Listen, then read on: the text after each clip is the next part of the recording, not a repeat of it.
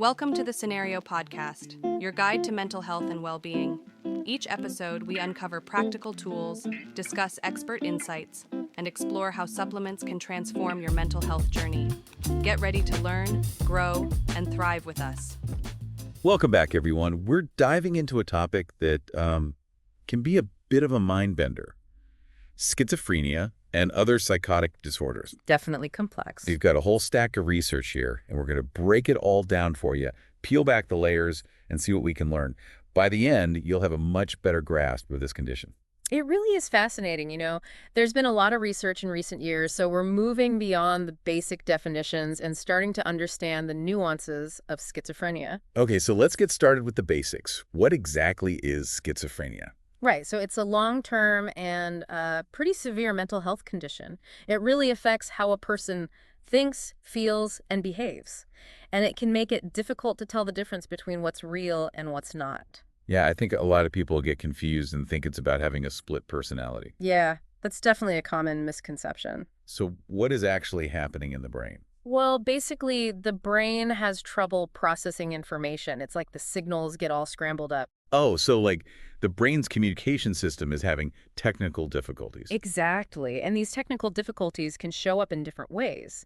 That's why we categorize schizophrenia symptoms into three main types: positive, negative, and cognitive. Okay, so let's break those down. What exactly are positive symptoms? So positive symptoms are things that are added to a person's experience, things that wouldn't normally be there.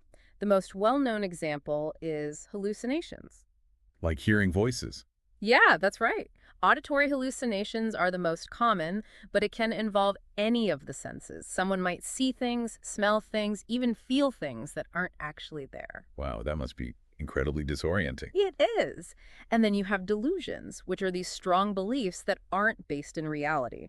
For example, someone might think they're being followed, or that someone is trying to control their thoughts. Almost like living in a completely different reality. It can feel that way. And then there's disorganized thinking and speech. This can make it hard to follow a conversation because they might jump between topics or have trouble forming sentences. I can only imagine how frustrating that must be. Absolutely. And lastly, positive symptoms can include unusual movements or behaviors. This could be anything from repetitive actions to sudden outbursts or even catatonia. Catatonia, that sounds pretty intense. What is that exactly? It's like a state of being frozen. The person might not move at all, almost like a statue. It used to be more common, thankfully less so now. Okay, so those are the positive symptoms. What about negative symptoms? Right, so negative symptoms are kind of the opposite. They're a decrease or absence of normal emotions and behaviors, and these can be just as debilitating. For example, someone might withdraw from social situations. So they might isolate themselves and have trouble connecting with others? Exactly, and there's a lack of motivation, which can make it difficult to do even simple things, like getting dressed. So even basic self-care becomes a struggle. Exactly, and then there's something called flat affect, which is where a person's emotions seem really flat. They might look expressionless, even if they're feeling strong emotions inside. It's like their ability to show those emotions is shut down. That must be hard for loved ones to witness, especially if they don't understand what's happening. Absolutely. And finally, there's anhedonia. Basically, it means they lose the ability to feel pleasure from things they used to enjoy. So things that used to make them happy don't anymore. Right. And then the third category, cognitive symptoms, has to do with how well the brain processes information. So thinking, memory, attention, all that. Precisely. People with schizophrenia often have trouble with working memory. They have a hard time remembering and using new information, and it can affect their ability to concentrate, make decisions, or solve problems. So even simple things like remembering a phone number can become really difficult. Exactly. It's like their mental bandwidth is significantly reduced. Wow. So schizophrenia really does affect a huge range of things. It's starting to become clear just how complex this condition is. And I know there are different types of schizophrenia, right? You're right. Not everyone experiences the same symptoms in the same way, so we have these classifications to help differentiate them. Like, someone with paranoid schizophrenia might have a lot of delusions and hallucinations, but their thinking and speech are pretty organized. So their grasp on reality is distorted, but they can still think and communicate clearly. Exactly. Then you have disorganized schizophrenia, where the speech and behavior are more chaotic, their emotions might seem inappropriate, and their thinking is a lot more jumbled. And what about the catatonic type we talked about earlier? Yes, that one is characterized by those really extreme physical symptoms being immobile, excessive movement, strange postures. Are there more subtypes? There's undifferentiated, which is basically a mix of symptoms that doesn't fit neatly into the other categories. And then there's residual type, where someone might have milder symptoms after a severe episode. So even after things calm down, there can still be challenges. This actually brings up an interesting question. How do you tell the difference between schizophrenia and other mental illnesses? I know things like bipolar disorder or depression can sometimes have psychotic features, right? You're right. That's why a good diagnosis is so important. Because you have things like bipolar disorder, major depression with psychotic features, even some personality disorders, all of which can have symptoms that look a lot like schizophrenia. Okay, so how do you tell them apart? What really makes schizophrenia unique? Well, for example, with bipolar disorder, you see extreme mood swings going from mania, which is like being super energetic, to depression, where you feel really down. Yeah. They might experience psychotic symptoms, but the mood swings are the main thing. So in bipolar, the psychosis is secondary, but in schizophrenia, it's the core issue. Exactly. And then you have major depression with psychotic features. In this case, the hallucinations or delusions are connected to those depressive thoughts. So like if someone believes they're being punished, it's directly tied to feeling worthless. Right. They're not separate experiences like they would be in schizophrenia. And lastly, personality disorders. How do those fit in? Well, some personality disorders, like schizotypal personality disorder, can have things like paranoia or unusual thinking patterns, but they don't usually have full-blown psychotic episodes, which are a big part of schizophrenia. So it's all about context, figuring out if those psychotic symptoms are the main problem or if they're part of something else entirely. Yeah, Getting that diagnosis right seems crucial for finding the right treatment. absolutely. Speaking of treatment, maybe we should talk about the causes of schizophrenia. Yeah, good idea. So what does cause it? Is it just one thing or is it more complicated? It's definitely more complicated. We used to think it was just one cause, but now we know there are a bunch of factors that all contribute. Like genetics, for example. I've Mm. heard it runs in families. Yeah, family history plays a role. You're more likely to develop schizophrenia if you have a close relative with it. But genes aren't the whole story. Not everyone with a family history will get it. And some people with no family history still develop schizophrenia. So it's a risk factor, but not a guarantee. What else contributes? Well, brain chemistry and structure are important too. We've found that people with schizophrenia often have abnormal levels of certain neurotransmitters like dopamine and glutamate. Dopamine, that's the feel-good chemical, right? Yeah. Seems strange that it would be involved in something like this. It does, but too much dopamine in certain parts of the brain can actually contribute to those positive symptoms, the hallucinations and delusions. So it's not just a lack of dopamine, it's about having too much in the wrong places. Exactly. Then there are environmental factors, things like high stress, problems with nutrition before birth, exposure to viruses during pregnancy. These have all been linked to schizophrenia. Wow, it's amazing how those early experiences can have such a lasting impact. Right. And of course, we can't forget about substance use, especially during those teenage years. It can be a trigger for those who are predisposed to schizophrenia or worsen existing symptoms. Like adding fuel to the fire. Exactly. You know, this is where things get really interesting. There's new research showing a connection between gut health and mental health, even in schizophrenia. The gut-brain connection. I've heard that phrase, but I'm not really sure what it means. Can you explain? It's actually pretty cool. All the bacteria in our gut microbiome, can communicate with the brain, and this can have an effect on mood, behavior, even brain chemistry. So what you eat can actually affect your mental health. Exactly. A diet that's high in processed foods, sugar, and unhealthy fats can create inflammation in the body, including the brain. And this inflammation has been linked to worse mental health symptoms, even in people with schizophrenia. Interesting. So could taking care of your gut health actually improve mental well-being? That's what researchers are looking into. It's not a cure, but it might be another way to help manage the symptoms. So what can someone do to help their gut health? Well, eating a diet that's high in fiber is a good start. Lots of fruits, vegetables, whole grains, things like that. That makes sense. Those are usually considered healthy foods anyway. They are. Fiber is basically food for the good bacteria in your gut. Fermented foods are also helpful. Things like yogurt, kefir, kimchi, they all have probiotics, which are live bacteria that can help balance your gut microbiome. Okay, I love those. What about probiotic supplements? Do they work too? They can, but it's always a good idea to talk to your doctor before starting any new supplements, especially if you're already taking medication. Right, always good to be safe. Yeah. And since we're talking about things that can affect schizophrenia, we can't forget about sleep. Sleep, what does that have to do with it? Well, sleep and mental health are really closely connected. Lots of people with schizophrenia have sleep problems, which can make their symptoms worse. So it's like a vicious cycle. Bad sleep makes the symptoms worse, and the symptoms make it harder to sleep. That's it. And these sleep problems can come in different forms. It could be insomnia, where you have trouble falling or staying asleep, or it could be waking up a lot during the night. I bet that makes things like hallucinations and paranoia even more intense. It does. When you don't get enough sleep, your brain isn't working as well. It's like trying to drive a car with a flat tire. Okay, so what can people do to sleep better? It's really important to keep a regular sleep schedule. Try to go to bed and wake up around the same time every day, even on the weekends. This helps regulate your natural sleep-wake cycle. I know that can be tough. It can, but it's worth it. Also, avoid things like caffeine and alcohol before bed. They mess with your sleep. And screens.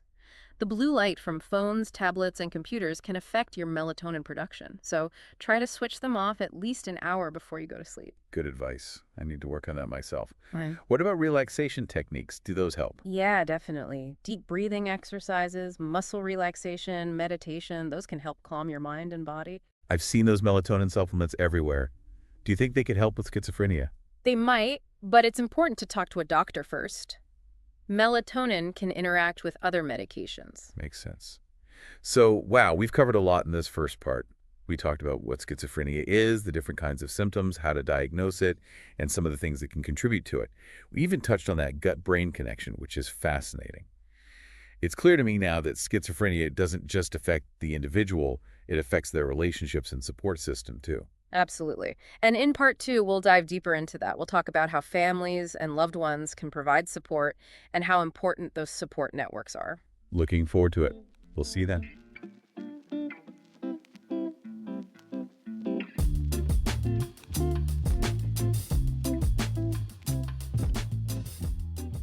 Welcome back to The Deep Dive. Before we jump into anything new, I wanted to go back to something we talked about earlier, the impact of schizophrenia on families. Yeah, that's important. It's not just the person with schizophrenia who is affected.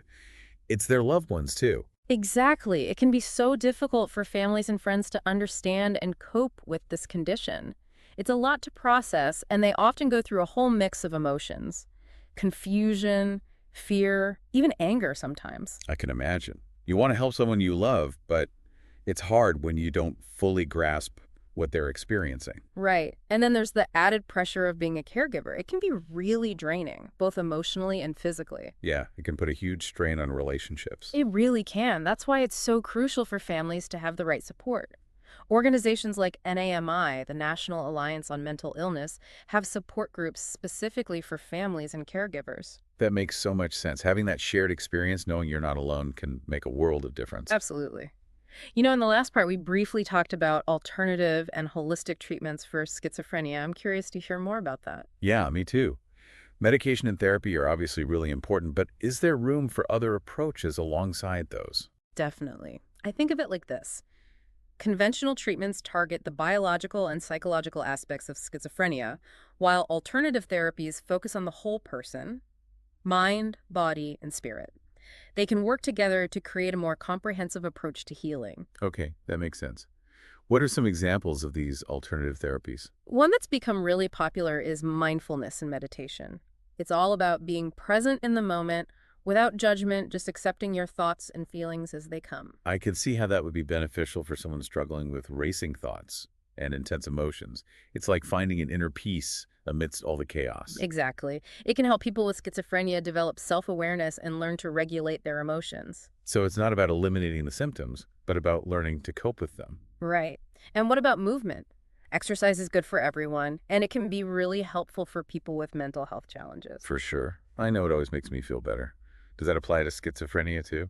It absolutely does. Yoga, Tai Chi, even just a walk in nature can do wonders for your mood and overall well-being. Yeah, it's all about that mind-body connection. Yeah. Releasing those feel-good chemicals, getting the blood pumping. Exactly. And for some people, acupuncture can also be helpful. Really? How so?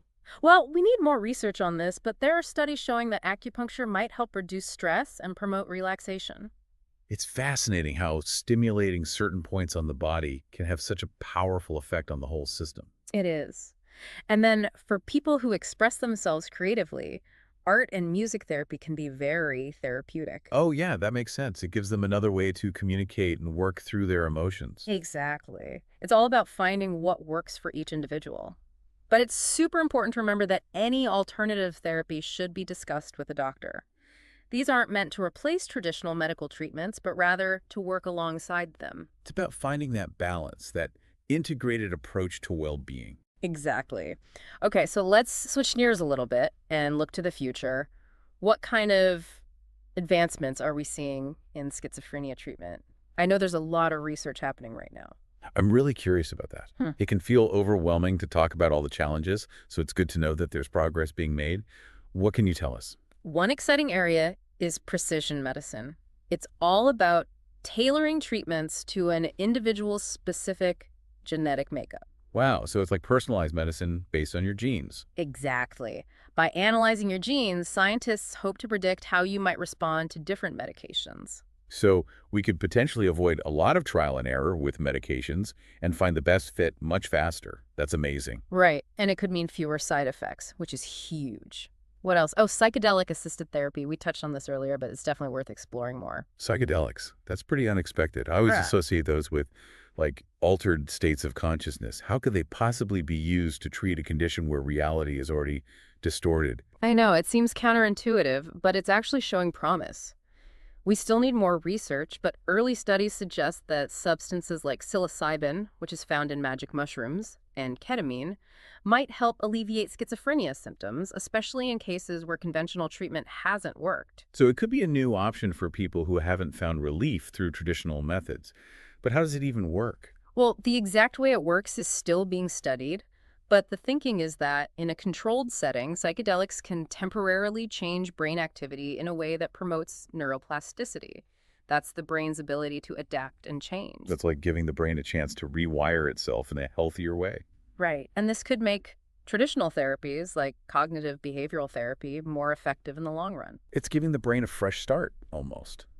That's incredible. What other advancements are there? Well, artificial intelligence is also playing a role. Scientists are developing AI models that can actually predict early signs of psychosis. Wow, so AI could be used to identify people at risk before the condition even fully develops. That's the hope. The earlier we can intervene, the better the chances of a positive outcome. Absolutely. Early intervention is so crucial.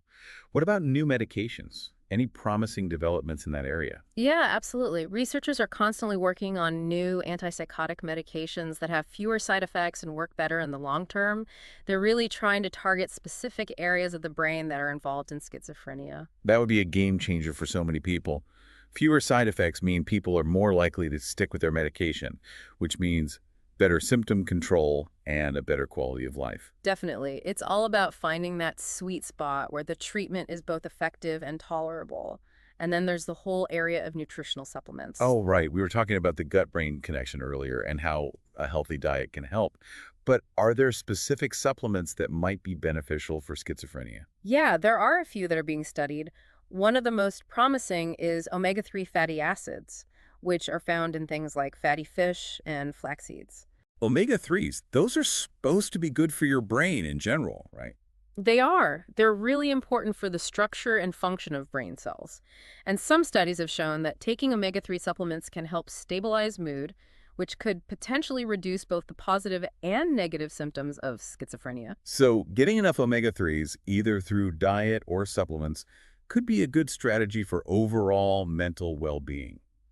What other supplements are there? Well, there's vitamin D, which is important for so many things, including brain health and immune function. Vitamin D, Mm, right, the sunshine vitamin.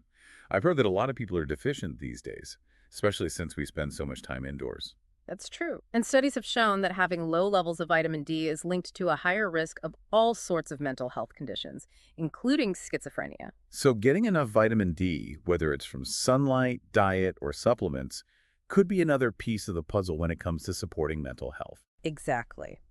And then we have magnesium, which is involved in hundreds of processes in the body, including things like brain function, nerve transmission, and stress response. Magnesium is kind of like the unsung hero of minerals. It is. And research suggests that magnesium supplements might help reduce anxiety and improve sleep, both of which could be really beneficial for someone with schizophrenia.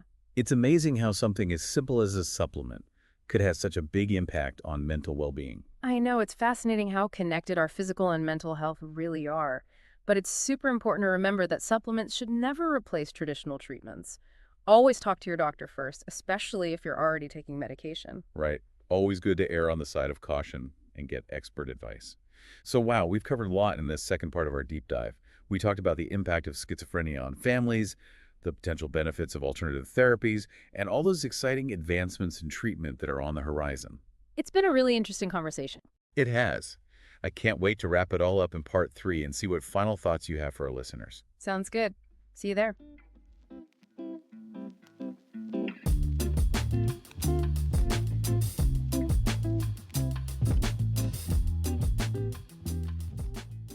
Welcome back to the deep dive.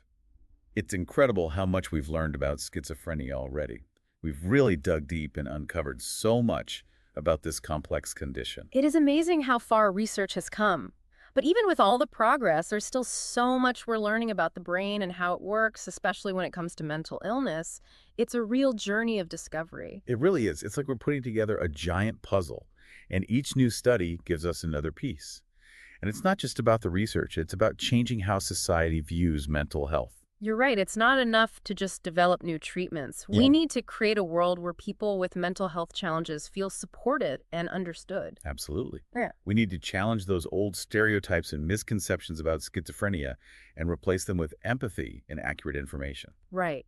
Reducing stigma is so important. It's about making people feel comfortable reaching out for help. Exactly.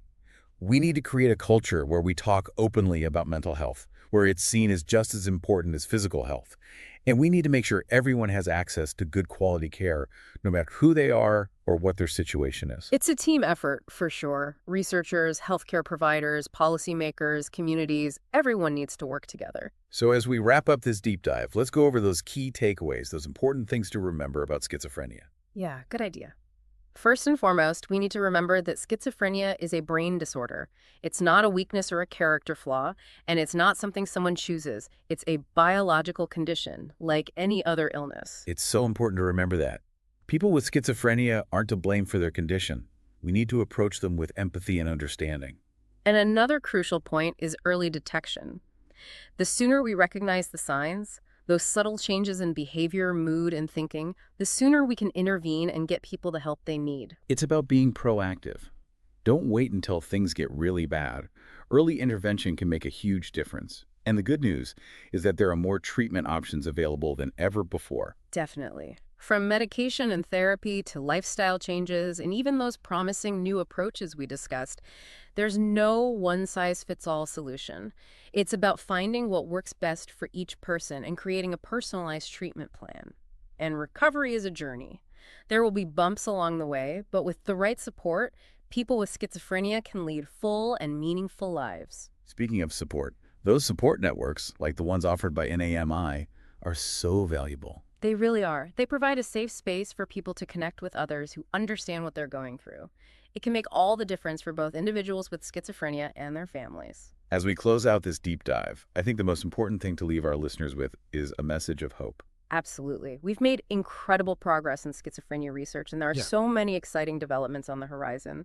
We talked about precision medicine, psychedelic-assisted therapy, AI for early detection, new medications with fewer side effects. All of these things offer real hope for the future. And beyond those scientific advancements, there's hope in the growing awareness and understanding of mental health. As we reduce stigma and advocate for better care, we create a world where people with schizophrenia can truly thrive. So, listeners, we hope this deep dive has given you a better understanding of schizophrenia, sparked your curiosity, and maybe even inspired you to learn more. Knowledge is power, and understanding leads to compassion. And until next time, keep exploring, keep asking questions, and keep searching for those deeper layers of understanding. Thanks for joining us, and take care. Thanks for tuning in to the Cenario podcast. Don't forget to visit Cenario.com for more expert tips, articles, and supplements designed to support your mental health. If you enjoyed this episode, remember to subscribe and share it with a friend. Until next time, take care of yourself.